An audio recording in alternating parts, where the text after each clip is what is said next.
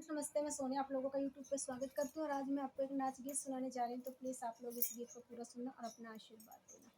हमरी गुलाबी चुनरिया हमरे लागी नजरिया, हमरे गुलाबी चुनरिया हमरे लागे नजरिया, हमरे गुलाबी चुनरिया हमरे लागे नजरिया। सासू हमारी जन्मों की बैरन, सासू हमारी जन्मों की बैरन, हमसे करावई रसोइया हमरी जर गई उंगरिया, हमसे करावई रसोइया हमरी जल गई उंगरिया।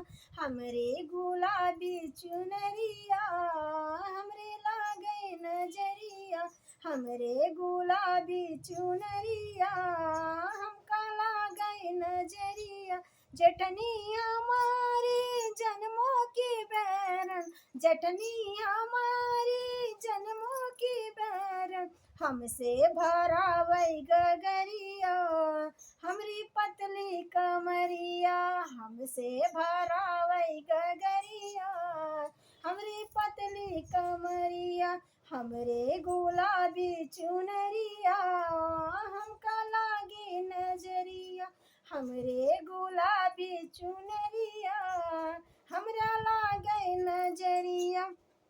देवर हमारे जन्मों के बैरी, देवर हमारे जन्मों की बैरी, हमसे मिलावई नजरिया हमरी बाली उमरिया, हमसे मिलावई नजरिया हमरी बाली उमरिया।